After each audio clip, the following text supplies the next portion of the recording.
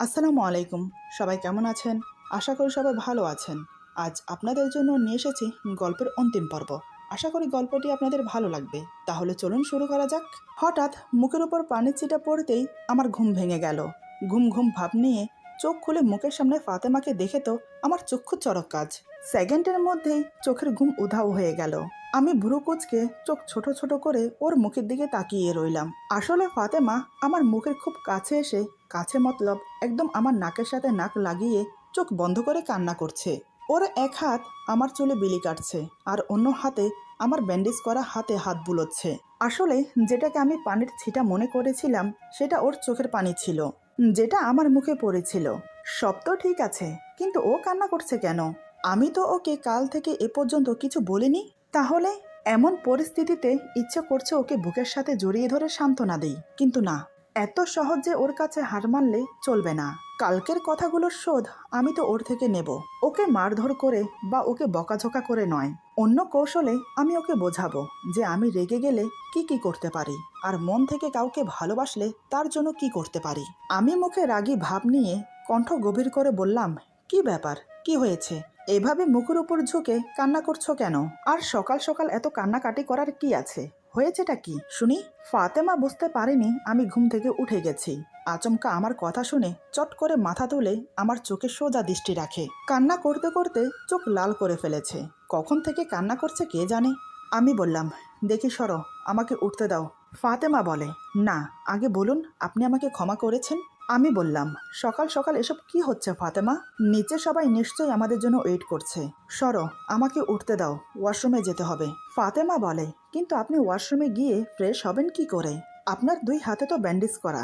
আমি বললাম, যেভাবে হোক করে নেব, আমাকে নিয়ে তোমার চিন্তা করতে হবে না। এই বলে আমি উঠে ওয়াশরুমে চলে গেলাম। প্রায় বেশ কিছুক্ষণ পর ফ্রেশ হয়ে বেরিয়ে এলাম, কিন্তু আমার দুই হাতের ব্যান্ডেজ ভিজে গেছে, তাই সেটা খুলে ফেলে দিলাম। নতুন করে ব্যান্ডেজ করতে গেলেই ফাতেমা চাইলো ব্যান্ডেজ করে দিতে, কিন্তু আমি তাকে দিলাম না করতে। আমার এমন ব্যবহারে সে বুঝতে পারলো আমি এখনো প্রচুর রেগে আছি। তারপরও সে হাল ছাড়লো না। সে যে এই বাড়ির নতুন বউ এটা সে ভুলেই গেছে। সে নিচে গিয়ে কাজের বউকে বলে এলো উপরে নাস্তা দিয়ে যেতে। এদিকে আমি হাতের ব্যান্ডেজ করে ঘড়ির দিকে তাকিয়ে দেখি দিনের 10:30 বাজে। এতক্ষণে নিশ্চয়ই সবার নাস্তা হয়ে গেছে। অন্যদিকে সকালে নাস্তার টেবিলে আমাদেরকে না দেখে ফাতেমার মা বলে, কি ব্যাপার ভাইসাব, এরা কি এখনো ঘুম থেকে ওঠেনি? কাকা বলে, সারা রাত ঘুম গেলে তো ওরা ঘুম থেকে উঠবে। আপনি হয়তো জানেন না, কাল ওরা এই বাড়িতে ছিল না। রাতে ওরা আমাদের অন্য বাড়িতে চলে গিয়েছিল। ফজরের আজানের সময় বাড়ি ফিরেছে দুজন। কাকার মুখে এই কথা শুনে ফাতেমার মা তো অবাক হয়ে যায়। এমন কথা শোনার পর আর কোনো প্রশ্ন করার থাকে না, তাই চুপচাপ নাস্তা করে নেয়। নাস্তা শেষ করে ফাতেমার মা বলে, আমি বলছিলাম কি, আমার এখন এখান থেকে যাওয়া উচিত। মেয়ের শ্বশুর বাড়িতে এভাবে থাকা ঠিক না, আর এমনিতেও ওদিকের অনেক কাজ ফেলে এসেছি আমি। কাকা বলে, মেয়েকে বিয়ে দেওয়ার পর আপনি একা গ্রামের বাড়িতে থেকে কি করবেন? তার চেয়ে ভালো আপনি মেয়ের সাথে এখানেই থাকতে পারেন, এতে আমাদের কোনো আপত্তি নেই। ফাতেমার মা বলে, না না ভাই সাহেব, এটা হয় না। মেয়ে বিয়ে দিয়ে মেয়ের শ্বশুর বাড়িতে থাকা এটা খুব খারাপ দেখায়, তাই আমাকে বাধ্য করবেন না। আর যখন মেয়েকে দেখার মন চাইবে তখন তো আমি আসতেই পারবো এখানে। কাকা বলে, ঠিক আছে, আপনি যেমন মনে করেন, তবে আরো কয়েকটা দিন থেকে যান, ফাতেমার জন্য হলেও। ফাতেমার মা ঠিক আছে বলে উপরে চলে গেল। এদিকে ফাতেমার রুমে আসার কিছুক্ষণ পর নাস্তা দিয়ে গেল কাজের বুয়া। ফাতেমা প্লেটে নাস্তা বেড়ে হাতে করে পরোটা আর আমলেট কিছুটা নিয়ে আমার মুখের সামনে ধরে বলে, হাঁ করুন। আমি বললাম, আমি খাবো না, আমার খিদে নেই। ফাতেমা বলে, খিদে নেই বললেই হলো? সকাল 10:30 বাজে, এতক্ষণে নিশ্চয়ই আপনার খিদে পেয়েছে। প্লিজ খাবারটা খেয়ে নিন। আমি বললাম, কেন জোর করছো? বললাম তো আমার খিদে নেই। ফাতেমা বলে, আমি জানি আপনার খিদে লেগেছে, কিন্তু আমার উপর রাগ করে খাচ্ছেন না। সরি বললাম তো, পায়ে ধরেও তো ক্ষমা চেয়েছি, ক্ষমা করে দিন না। আর কখনো আমি আপনার মুখে মুখে তর্ক করব না, কথা দিচ্ছি। আমি বললাম, সত্যি বলছি, আমার খিদে নেই, বরং তুমি নাস্তা করে নাও, তারপর তোমাকে নিয়ে নিচে যাব। কাকা আর মা নিশ্চয়ই নিচে আছে। আমার কথা শুনে ফাতেমা একটু ঘাবড়ে যায়। ফাতেমা বলে, কেন, ওনাদের কাছে কেন যাবেন? আমি বললাম, ওনাদের সাথে কথা আছে আমার। ফাতেমা বলে, কথা? কিসের কথা? আমি বললাম, সেটা সেখানে গেলেই শুনতে পাবে। ফাতেমা বলে, আমি যাব না, আমি জানি কি বলার জন্য আপনি কাকা ও মায়ের কাছে যাবেন। আমি বললাম, জানলে তো ভালো কথা, এখন তাড়াতাড়ি নাস্তা করে নাও। ফাতেমা বলে, তাহলে আপনি ডিসাইড করে নিয়েছেন? আমি বললাম, হ্যাঁ করে নিয়েছি। ফাতেমা বলে, আমার কথার কি কোনো মূল্য নেই? আমি বললাম তো আমার মুক্তি চাই না। এই বলে নাস্তার প্লেট সব গুছিয়ে এক সাইড করে রেখে হঠাৎ আমি কিছু বুঝে ওঠার আগেই ফাতেমা এসে আমার গলা শক্ত করে জড়িয়ে ধরে কান্নায় ভেঙে পড়ে। কান্না করছে আর বলছে, আমাকে ক্ষমা করে দিন, আমি আর কখনো এমন বলবো না। আপনি জানেন, বিয়ের পর একটা মেয়ের স্বামী সব কিছু। স্বামী যেমনই হোক না কেন তাকে মন দিয়ে আগলে রাখে। আপনি একবারও কি আমার কথা ভেবেছেন? আপনি যদি আমাকে এখন ছেড়ে দেন তাহলে আমার কি হবে? আমার মার মান সম্মান ধুলোয় মিশে যাবে। তিনি আমার মুখ পর্যন্ত দেখবেন না। পরশুদিন রাতে আমাদের বিয়ে হয়েছে, মাঝখানে একটা দিন পার হয়েছে, আর আজ আপনি আমাকে ছেড়ে দেবেন? এসব শুনে লোক কি বলবে? তার চেয়ে ভালো একটা কাজ করুন, আমাকে আপনি মেরেই ফেলুন, সেটা ভালো হবে। এদিকে ফাতেমার কথা শুনে আমার বুকের ভেতরটা দুমড়ে মুচড়ে যাচ্ছে। ওকে আমি যে আর কাঁদাতে পারছি না, আর যে পারছি না ওর কান্না দেখতে। অনেক হয়েছে রাগ করার অভিনয়, আমি আর পারবো না ওকে কষ্ট দিতে। এবার আমি দেরি না করে ওকে আমার কোলে বসিয়ে বুকের সাথে জড়িয়ে নিলাম। আমি বললাম, সরি বেবি, আমাকে ক্ষমা করে দাও তোমাকে কাঁদানোর জন্য। এখন চুপ হয়ে যাও। ফাতেমা বলে, আগে বলুন আপনি আমাকে ক্ষমা করেছেন? আমি বললাম, করেছি, তবে আগে বলো আর কখনো এমন কথা বলবে? ফাতেমা বলে, না, যে কথায় আপনাকে কষ্ট দেয় তেমন কথা আমি কখনো বলবো না। আমি বললাম, আর কখনো আমার কাছ থেকে মুক্তি চাইবে? ফাতেমা বলে, না। আমি বললাম, আমাকে স্বামী হিসেবে মানো? ফাতেমা বলে, মানি। এবার আমি ফিসফিস করে বললাম, ভালোবাসো আমাকে? ফাতেমা কোনো কথা না বলে আমার গলা আরো শক্ত করে জড়িয়ে ধরলো। মুখে না বলে বোঝাতে চাইলো যে সেও আমাকে ভালোবাসে। আমি বুঝেও না বোঝার ভান করে বললাম, তার মানে তুমি আমাকে ভালোবাসো না? ঠিক আছে, কোনো সমস্যা না, বউ যখন হয়ে গেছো তখন আস্তে আস্তে ভালোবাসাটাও হয়ে যাবে। আচ্ছা, তুমি কি করে ভাবলে যে আমি তোমাকে ছেড়ে দেব? ভুলে যেও না ফাতেমা, তুমি বাহিরের কেউ নাও, তুমি আমার স্ত্রী, আমার অর্ধাঙ্গিনী, আমার পথ চলার সঙ্গী। তোমাকে ছাড়ি কি করে বলো তো? ফাতেমা বলে, তাহলে আপনি কাকা আর মায়ের কাছে কেন যাবেন বলছেন? আমি বললাম, কেন আবার? তোমার পড়াশোনা কন্টিনিউ করতে হবে না? তুমি কি পড়াশোনা করতে চাও না? ফাতেমা এবার আমার বুক থেকে মাথা তুলে অবাক হয়ে আমার মুখের দিকে তাকিয়ে বলে, আপনি আমাকে পড়াশোনা করতে দেবেন? আমি বললাম, কেন দেব না, অবশ্যই দেব। এমনকি আমি তোমাকে প্রতিদিন কলেজে দিয়ে আসবো, নিয়ে আসবো। এখন কি কলেজে যাওয়ার মন আছে? ফাতেমা বলে, আপনি অনুমতি দিলে নিশ্চয়ই যাব, যদি কাকা যেতে না দেয়। আমি বললাম, তুমি এখন কাকাকে গিয়ে বলো যে আমি কলেজে যাব, তখন দেখো কাকা কি করে। ফাতেমা বলে, বলবো? আমি বললাম, বলো। ফাতেমা বলে, থাক এখন না, পরে বলবো। এই বলে সে আবার আমার বুকে মাথা রাখে। একটু রাগ দেখানো অভিনয় করে ওকে যে এত তাড়াতাড়ি কাবু করে ফেলতে পারবো ভাবতেই পারিনি। মানুষেরা আসলে সত্যিই বলে যে গ্রামের মেয়েরা খুবই সরল সোজা হয়। আমি তো আমার ফাতেমাকে না দেখলে কখনো বুঝতেই পারতাম না। আমি ওর মাথায় একটা চুমু দিয়ে বললাম, এই তোমার খিদে পায়নি? ফাতেমা বলে, পেয়েছে তো। আমি বললাম, আমারও খুব খিদে পেয়েছে, আমাকে খাইয়ে দেবে না? ফাতেমা এবার আমার কোল থেকে নেমে গিয়ে বলে, হ্যাঁ খাইয়ে দেব। আমি এবার আমার হাত দেখিয়ে ফাতেমাকে বললাম, নিজের হাতকে নিজে আঘাত করে ভালোই উপকার হলো, কি বলো? ফাতেমা বলে, ভালো উপকার হলো মানে কি বলতে চাইছেন? আমি বললাম, এই যে আমি হাতে ব্যথা না পেলে তুমি কি আমাকে খাইয়ে দিতে? ফাতেমা বলে, হাতে ব্যথা না পেলেও আমি আপনাকে খাইয়ে দিতাম, শুধু মুখ ফুটে একবার বলতেন, তাহলে দেখতেন। কেন শুধু শুধু এমনটা করতে গেলেন গতকাল রাতে? আর কখনো এমন কিছু করবেন না, তাহলে কিন্তু এর ফল ভালো হবে না। আমি বললাম, এই তুমি কি আমাকে শাসাচ্ছ? ফাতেমা এবার আমার কাছে এসে আমার মুখের কাছে ঝুঁকে আমার চোখে চোখ রেখে বলে, হ্যাঁ শাসাচ্ছি, যদি আর কখনো এমন করেন না তাহলে। আমি বললাম, তাহলে কি? ফাতেমা বলে, তাহলে এটা করব। এই বলে সাথে সাথে আমার হাত ধরে ব্যথা পাওয়ার স্থানে জোরে টিপ দিল। আমি তো ব্যথায় কুকিয়ে উঠে বললাম, উফ, কি করছো, লাগছে তো। ফাতেমা বলে, আর কখনো করবে না এমন? আমি বললাম, না করব না, ছাড়ো।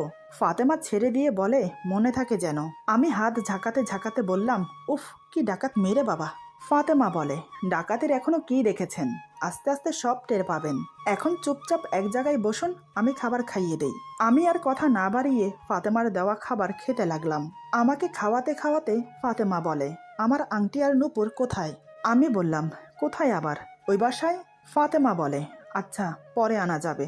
আমি বললাম, আসলে মনে মনে একটা প্ল্যান করেছি, ওকে একটা সারপ্রাইজ দেব।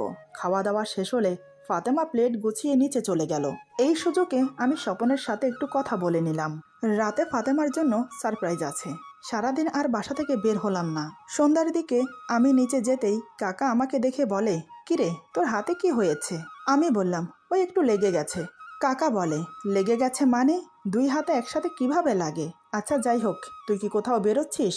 আমি বললাম, হ্যাঁ একটু ওই বাসায় যাব, ওখানে কিছু জিনিস রয়ে গেছে সেগুলো আনতে। কাকা বলে, তাহলে ফাতেমাকেও সাথে নিয়ে যা, নয়তো মেয়েটা এখানে একা একা বোর হবে। আমি তো এটাই চেয়েছিলাম, ভালোই হলো। আমি বললাম, ঠিক আছে। এই বলে উপরে গিয়ে ফাতেমাকে নিয়ে বেরিয়ে পড়লাম। ওকে নিয়ে বেরিয়ে একটু ঘুরে ফিরে ফুচকা চটপটি খাইয়ে তারপর ওকে নিয়ে ওই বাসায় গেলাম। তাও আবার স্বপন ফোন করার পরে। এমনটাই প্ল্যান ছিল। ওদিকে স্বপন আমার কথা মতো সব কিছু রেডি করে আমাকে ফোন দিয়ে চলে গেল। আমি বলেছিলাম ওকে থাকার জন্য। বজ্জাতের হাড্ডি বলে কি, আমি ভাই কাবাবের মধ্যে হাড্ডি হতে চাই না, এনজয়। যাই হোক, আমি গাড়ি নিয়ে বাড়ির ভেতর প্রবেশ করলাম। গাড়ি থামতেই ফাতেমা গাড়ি থেকে নামতে চাইল। আমি বললাম, এই একদম গাড়ি থেকে নামবে না। ফাতেমা বলে, কেন? আমি বললাম, সব কিছুতে কেন কেন করতে নেই, যখন যা বলবো তখন তাই শুনবে, বুঝেছ? এই বলে আমি নেমে এসে গাড়ির দরজা খুলে ওকে পাজা কোলে করে বাড়ির ভেতর নিয়ে গেলাম। তবে বেডরুমে নয়, অন্য একটা রুমে নিয়ে গিয়ে খাটে বসিয়ে দিলাম। ফাতেমা বলে, ও এই ছিল আপনার মনে? আমি বললাম, আমার মনে আরো অনেক কিছু আছে ম্যাডাম, মাত্র তো শুরু করলাম। এই বলে আমি টি টেবিলের ডয়ার থেকে আংটি আর নূপুর নিয়ে ওর পাশে গিয়ে বসলাম। তারপর ওর সামনে আংটি আর নূপুর রেখে বললাম, এই নাও তোমার আংটি আর নূপুর। ফাতেমা বলে, এগুলো কে পরিয়ে দেবে আমাকে? আমি বললাম, কেন আমি? ফাতেমা বলে, তাহলে সময় নষ্ট করছেন কেন, পরিয়ে দিন আমাকে। আমি বললাম, জো হুকুম মহারানী। এই বলে আমি ওকে আংটি আর নূপুর পরিয়ে দিলাম। এরপর ওর হাতে একটা চুম্বন করলাম। ফাতেমা বলে, পায়ে কে করবে? আমি বললাম, আবার পায়েও করতে হবে? ফাতেমা বলে, কেন? কাল তো ভালোবেসে সবই করেছিলেন, আজ সেই ভালোবাসা কোথায় উধাও হয়ে গেল? আমি বললাম, আরে আরে রাগ করে না। এই বলে ওর পায়ের পাতায় কিস করলাম। আমি বললাম, এবার হয়েছে? ফাতেমা বলে, হয়েছে। আমি বললাম, এবার বলো, এই আংটি আর নূপুর তোমার পছন্দ হয়েছে?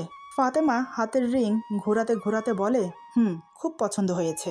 আমি জোরে একটা নিঃশ্বাস ফেলে বললাম, যাক, তোমার তো পছন্দ হয়েছে, তাতেই চলবে। এই বলে ওর হাতে একটা চুমো খেলাম। ফাতেমা আমাকে বাধা দিল না, সে শুধু চোখ বন্ধ করে নিল। আমি বললাম, তুমি আমার সাথে অন্যায় করেছ, তার শাস্তি তো তোমাকে পেতে হবে। আচমকা এমন কথায় ফাতেমা ভেবাচাকা খেয়ে যায়। ফাতেমা আমতা আমতা করে বলে, অন্যায় করেছি মানে? আমি বললাম, অন্যায় করেছো বই কি। কাল কত সুন্দর ফুল দিয়ে সাজানো বাসর ঘরে তোমাকে আদর করতাম, আর তুমি কি করলে? ফাতেমা বলে, বারে আমার কি দোষ? আপনাকে দেখলেই তো আমার ভয় লাগে, তাতে আমি কি করব? আমি বললাম, তো ম্যাডাম এখন কি আপনার ভয় কেটেছে? ফাতেমা বলে, আমি বললাম, আর আমাকে দেখলে চেঁচামেচি বা উল্টোপাল্টা কথা বলবেন? ফাতেমা বলে, না। আমি বললাম, তাহলে এখন আপনাকে নিয়ে আধুরা বাসর রাত আজ পূরণ করতে পারি? ফাতেমা বলে, কিন্তু আপনি আমাকে আপনি আপনি বলছেন কেন? আমি বললাম, তো কি বলবো? ফাতেমা বলে, কি বলবেন মানে? আমার নাম ধরে বলবেন। আমি বললাম, তুমি এখন মিসেস মাহির। ফাতেমা তো বলা যাবে না।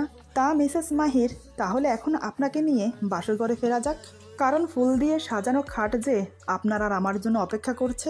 আমার কথা শুনে ফাতেমা আর হাসি থামিয়ে রাখতে পারলো না। ও ফিক করে হেসে দিল। ওর হাসি দেখে আমি তো পুরোই ফিদা। মেয়েটি এত সুন্দর হাসে যে কি বলবো আপনাদের। এতদিনে আমি এই প্রথম ওর হাসি দেখলাম। আমাকে অবাক হয়ে তাকিয়ে থাকতে দেখে ফাতেমা লজ্জা পায়। ফাতেমা বলে, আপনি অমন করে তাকিয়ে আছেন কেন? আমি বললাম, তাকিয়ে থাকবো না? এই প্রথম তোমাকে হাসতে দেখছি, এত তাড়াতাড়ি থেমে গেলে কেন? তুমি জানো হাসলে তোমাকে খুব সুন্দর লাগে। ফাতেমা বলে, ধুর ছাই, মেকআপ করেছি তো তাই আপনার কাছে আমার হাসি সুন্দর লাগছে। আমি বললাম, তুমি হয়তো জানো না, মেকআপ ছাড়াও তুমি খুব সুন্দরী, তোমার মেকআপ করার কোনো প্রয়োজন নেই। বিনা মেকআপে প্রথম যেদিন তোমাকে দেখেছি সেদিন আমি তোমার উপর ফিদা হয়ে গেছি। কিন্তু কি বলবো, আমাদের ভাগ্য আমাদেরকে অন্যভাবে মিলিয়েছে। তারপরও তোমাকে আমার করে পেয়েছি, এটাই অনেক। আর বাকি রইল কাকা, সে তো তোমাকে প্রথম দেখাতেই আমার বউ হিসেবে তোমাকে পছন্দ করেছে।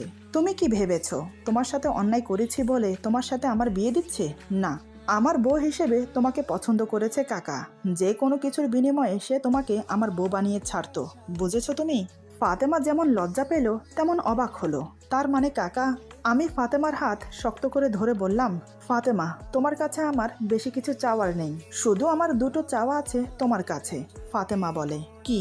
আমি বললাম, প্রথম চাওয়া হলো তুমি আমাকে ছেড়ে কখনো যাবে না, আর দ্বিতীয় চাওয়া হলো আমার কাকাকে কখনো অবহেলা করবে না। সে আমার মা বাবা সবকিছু। তুমি জানো, আমার জন্য তিনি বিয়ে পর্যন্ত করেননি। আমার যাতে কোনো কিছুতে অসুবিধা না হয় সেদিকে সবসময় খেয়াল রাখতো। কথা দাও। ফাতেমা আমার হাত শক্ত করে ধরে বলে, কথা দিলাম, কাকাকে আমি কখনো অবহেলা করব না। উনি যেভাবে বলবেন সেভাবেই চলবো, কথা দিচ্ছি। আমি বললাম, আর আমাকে আমাকে ছেড়ে যাবে না তো? কারণ কি জানো, তোমার আমার বয়সে অনেক পার্থক্য। কখনো যদি তোমার মনে হয় আমি তোমার পাশে বেমানান, তখন কি তুমি আমাকে ছেড়ে চলে যাবে? আমার করুণ অসহায় মুখ দেখে ফাতেমা আমার হাত শক্ত করে ধরে বলে, আমি জানি আমি যেতে চাইলেও আপনি আমাকে যেতে দেবেন না, তাই আমি আপনাকে ছেড়ে যাব না কখনো, কথা দিচ্ছি। আমি বললাম, সত্যি যাবে না তো? ফাতেমা বলে, না, যাব না। আমি বললাম, আমি তোমার সাথে যে অন্যায় করেছি সেটা ক্ষমার অযোগ্য। তুমি কি পারবে আমাকে ক্ষমা করতে? তুমি আমাকে ক্ষমা না করলে যে আমি নিজেকে নিজে ক্ষমা করতে পারবো না। ফাতেমা বলে, আপনার আর আমার মাঝে আগে যা হয়েছে সবটাই একটা ভুল বোঝাবুঝির জন্য হয়েছে। সেসব নিয়ে যদি বসে থাকি তাহলে জীবন পেরিয়ে যাবে, আর সংসার করা হবে না। তাই আমি ওসব ভুলে নতুন করে জীবন শুরু করতে চাই। আপনি পারবেন না আপনার দেওয়া সব আঘাত ভালোবাসা দিয়ে ভুলিয়ে দিতে? ফাতেমার কথা শুনে আমি আর নিজেকে ধরে রাখতে পারলাম না। ফাতেমাকে শক্ত করে জড়িয়ে ধরলাম বুকের সাথে। আজ ফাতেমাও আমাকে জড়িয়ে ধরেছে। এখন মনে হচ্ছে আমি পুরো দুনিয়া জয় করে ফেলেছি। আমি ওর ঘাড়ে কিস করে বললাম, হ্যাঁ পারবো। আমি যে তোমাকে ভালোবাসতে শুরু করেছি। আমার সব ভালোবাসা শুধু তোমার। আমার সজ্ঞানে আমি তোমাকে কখনো কষ্ট দেব না, কখনো তোমার চোখ থেকে পানি পড়তে দেব না। এই জীবনে তোমাকে এত ভালোবাসা দেব যাতে তুমি পরজন্মে আমাকে স্বামী হিসাবে চাও। বেশ কিছুক্ষণ আমি ওকে জড়িয়ে ধরে রাখলাম, এরপর ছেড়ে দিয়ে বললাম, আর একটা মুহূর্ত নষ্ট করতে চাই না। এই বলে ওকে পাজা কোলে করে তুলে নিলাম। ফাতেমা আমার কোলে ওঠে গলা জড়িয়ে ধরে বলে, আমরা কি এখন বাসায় যাব? আমি বললাম, না, আমরা আজ রাত এখানে থাকবো। ফাতেমা বলে, তাহলে আমাকে কোলে নিয়ে কোথায় যাচ্ছেন? আমি বললাম, কোথায় যাচ্ছি একটু পরে টের পাবে, এখন চোখ বন্ধ করো। ফাতেমা বলে, কেন? আমি বললাম, এ হচ্ছে তোমার একটা সমস্যা। কিছু করতে বললেই কেন কেন করতে থাকো। এখন চুপচাপ চোখ বন্ধ করো, আর আমি না বলা পর্যন্ত চোখ খুলবে না। ফাতেমা কোনো কথা না বলে চোখ বন্ধ করে নিল। এবার আমি ধীরে ধীরে ফাতেমাকে কোলে নিয়ে আমার বেডরুমে গেলাম। ধীরে ধীরে ফাতেমাকে খাটে বসিয়ে দরজা লাগিয়ে ওর পাশে এসে বসলাম। আমি বললাম, এবার চোখ খোলো। আমার কথা মতো ফাতেমা চোখ খুলেই চারিদিকে সাজসজ্জা দেখে অবাক হয়ে দেখতে থাকে। পুরো রুম নানান ফুল দিয়ে সাজানো, পুরো খাট রজনীগন্ধা আর গোলাপ ফুল দিয়ে খুব সুন্দর করে সাজিয়েছে। শুধু তাই নয়, বালিশের উপর ছোট মাঝারি বড় টেডি বিয়ার তরে তরে সাজিয়ে রেখেছে। ঘরের কোনায় কোনায় রং বেরঙের ক্যান্ডেল জ্বলছে। খাটের পাশে টি টেবিলে ছোট বড় মাঝারি গিফট বক্স সাজিয়ে রেখেছে। পুরো রুম ফুলের গন্ধে মোমো করছে। এসব দেখে ফাতেমার তো মুখ দিয়ে কথাই বের হচ্ছে না। এমন একটা সারপ্রাইজ পাবে সে যেন ভাবতেই পারেনি। ফাতেমা এবার আমার দিকে তাকায়। আমি ভুরু নাচিয়ে বললাম, কি ম্যাডাম, কেমন সারপ্রাইজ দিলাম আপনাকে? আমার সারপ্রাইজ আপনার পছন্দ হয়েছে? ফাতেমা অবাক হয়ে বলে, এত কিছু আপনি আমার জন্য করেছেন? আমি বললাম, না, আমার আরেকটা বউ আছে না, তার জন্য করেছি। ফাতেমা বলে, এমন করে বলছেন কেন? বলুন না এসব আমার জন্য করেছেন। আমি এবার ওকে আমার কাছে টেনে নিয়ে ওর চুলে বিলি কাটতে কাটতে বললাম, তোমার জন্য করেছি। তুমি যে আমার প্রথম ও শেষ ভালোবাসা। তোমার জন্য করব না তো কার জন্য করব বলো? ফাতেমা বলে, সত্যি আমি খুব লাকি, ভাগ্য করে আপনার মতো স্বামী পেয়েছি। তবে এমন সারপ্রাইজ আমার কিন্তু প্রত্যেক বছর চাই, আমাদের বিবাহ বার্ষিকীতে। আমি ওর কপালে আলতো একটা চুমু খেয়ে বললাম, তুমি চাইলে প্রত্যেক বছর না, প্রত্যেকটা দিন এমন সারপ্রাইজ দিতে প্রস্তুত আমি। তুমি শুধু একবার মুখ ফুটে বলো যে আমার প্রত্যেক দিন চাই। ফাতেমা বলে, না না, বছরে একবার হলেও হবে। আমি বললাম, তুমি যা বলবে তাই হবে। এখন চলো ফটাফট 2 রাকাত নফল নামাজ পড়ে নেই, কাল তো পড়তে পারিনি। ফাতেমা বলে, ঠিক আছে চলুন, কিন্তু আপনি অজু করবেন কি করে? আপনার হাতে তো ব্যান্ডেজ করা। আমি বললাম, কোনো সমস্যা না, আমি খুলে অজু করে নেব, পরে তুমি না হয় ব্যান্ডেজ করে দিও। এই বলে আমরা দুজন অজু করে এসে 2 রাকাত নফল নামাজ পড়ে নিলাম। মোনাজাত শেষ করে আমি ফাতেমার কপালে গভীর একটা চুম্বন খেলাম। আমি বললাম, মোনাজাতে কি চেয়েছো? ফাতেমা বলে, কি চাইবো আর, আমার জীবনের সাথে আপনি জুড়ে গেছেন, তাই আপনাকেই ইহকাল আর পরকালের জন্য চাইলাম। মোনাজাতে আপনি কি চেয়েছেন? আমি বললাম, আমি তো আল্লাহর কাছে চেয়েছি আল্লাহ আমাকে যেন 1 ডজন বাচ্চা দেয়। ফাতেমা বলে, কি 1 ডজন বাচ্চা চেয়েছেন আপনি? আমি তো ভেবেছিলাম আমাকে চেয়েছেন। আমি এবার ওর গলা জড়িয়ে ধরে বললাম, আরে পাগলি, আমি তোমাকেই চেয়েছি। তুমি আমার জীবনে থাকলে 1 ডজন বাচ্চা কোনো ব্যাপার না, ও এমনি হয়ে যাবে। কিন্তু প্রিয়, এখন যে সেটা সম্ভব না, কারণ তোমার এখনো 18 বছর পূরণ হয়নি। তোমার 18 বছর পূরণ হওয়া পর্যন্ত আমাকে ধৈর্য ধরে থাকতে হবে। আমি জানি না কতদিন আমি নিজেকে ধরে রাখতে পারবো। আচ্ছা, আর কয় মাস বাকি আছে বলো তো? ফাতেমা বলে, বেশি না, আর মাত্র 1 মাস 12 দিন বাকি আছে। আমি বললাম, তুমি ভালো না, মিথ্যেও তো বলতে পারতে যে আর 2 দিন বাকি আছে। 1 মাস 12 দিন আমি কি করে থাকবো? ফাতেমা বলে, আগে যেভাবে ছিলেন। আমি বললাম, আগে তো তুমি ছিলে না, তাই থাকতে পেরেছি, কিন্তু এখন তো তুমি আমার সাথেই আছো, তাহলে নিজেকে কি করে আটকাবো? হঠাৎ ফাতেমা মুখ ফসকে বলে ফেলে, 1 মাস 12 দিনে কি আসে যায়? এই সামান্য কয়টা দিন কোনো মানেই রাখে না। আমি এখন প্রাপ্তবয়স্ক, তাই আমার কোনো সমস্যা হবে বলে আমার মনে হয় না। কথাগুলো বলে নিজেই লজ্জায় পড়ে যায়। জিভ কেটে চোখ বন্ধ করে মনে মনে বলে, ইস, কি বলতে গিয়ে কি বলে ফেললাম। লজ্জায় লাল হয়ে গেছে ফাতেমা। আমি তো ফাতেমার কথা শুনে মহা খুশি। তাহলে আজ আমার বাসর ঘর বৃথা যাবে না। আজ আমি ওকে পরিপূর্ণ করে নিজের করে পাবো। আলিঙ্গন মুক্ত করে ওর মুখের দিকে তাকিয়ে দেখি ফাতেমার মুখ লজ্জায় লাল হয়ে গেছে। আমি বললাম, এই তুমি কি বললে এখন? আরেকবার বলো না। ফাতেমা আমার বুকে মুখ লুকিয়ে বলে, আমি কিছু বলিনি, কিছু জানি না আমি বললাম, কিছু জানি না বললেই হলো? একটু আগেই তো তুমি বললে তুমি এখন প্রাপ্তবয়সী, তাই তোমার কোনো সমস্যা হবে বলে তোমার মনে হয় না। এই বলো না, তোমাকে আদর করতে দেবে? ব্যাস একবার হ্যাঁ বলো, আর কিছু বলতে হবে না।